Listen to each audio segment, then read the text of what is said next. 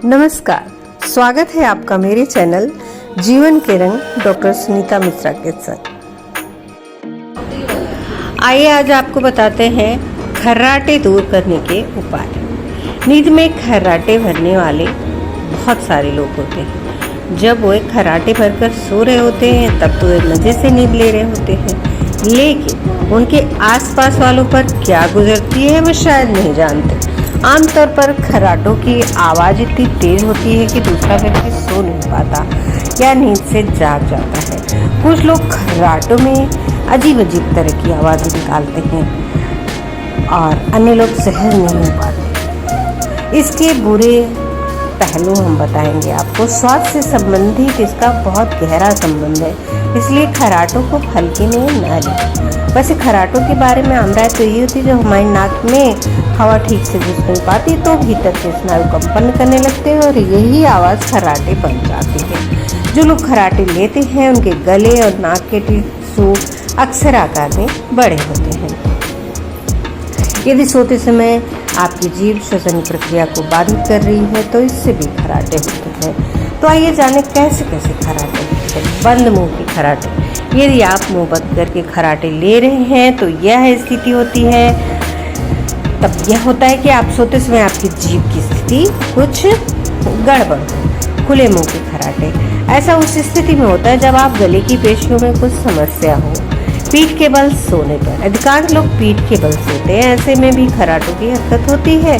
इससे सोने की आदतों में सुधार करके निपटा जा सकता है। कुछ लोग ऐसे होते हैं जो कैसे भी सोए, हर हाल में उन्हें खर्राटे आते ही हैं और कभी कभी तो ऐसा लगता है कि सांस रुक रही है, तो ये डॉक्टर से सलाह जरूर लें। आपको अपने सोने की पोजीशन बदलनी होगी। सोते समय आपके सिर को 4 इंच ऊपर उठाकर रखने से सांस लेने में मदद मिलेगी। इससे आपकी जीभ और जबड़े को आगे आने में सहायता मिलेगी और आपको पीठ के बल नहीं सोना चाहिए पड़ेगा। गरारे करें। यदि आपकी नाक के टिश्यू में कुछ समस्या है तो सोने से पहले खारे पानी से गरारे करके सोएं। दूसरा रास्ता नाक को साफ करने का है। इससे आपको सम्यक सांस लेने में मदद मिलेगी।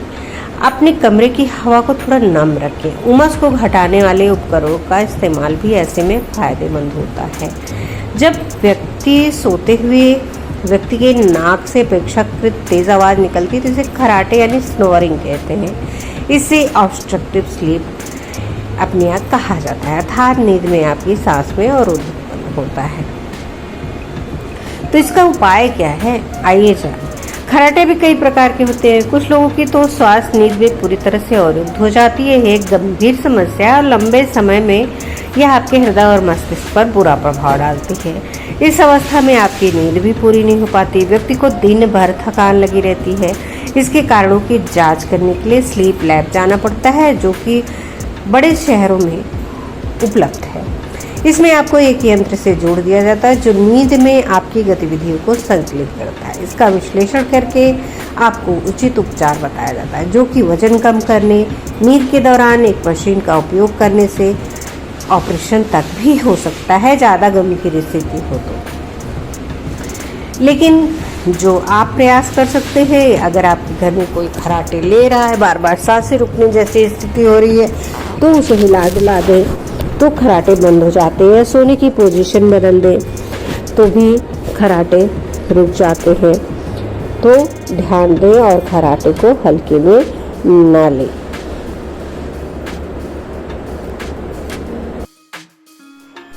अगर आप जीवन के रंग पर नए हैं तो प्लीज़ चैनल को सब्सक्राइब करें और साथ ही बेल आइकन प्रेस कर दें, जिससे आने वाली वीडियो की नोटिफिकेशन मिलती रहे। और वीडियो को अंत तक ज़रूर देखा करें और अपने दोस्तों मित्रों रिश्तेदारों को शेयर करें और अपने बहुमूल्य सुझाव कमेंट बॉक्स में अवश्य दें। धन्यवाद। नमस्कार।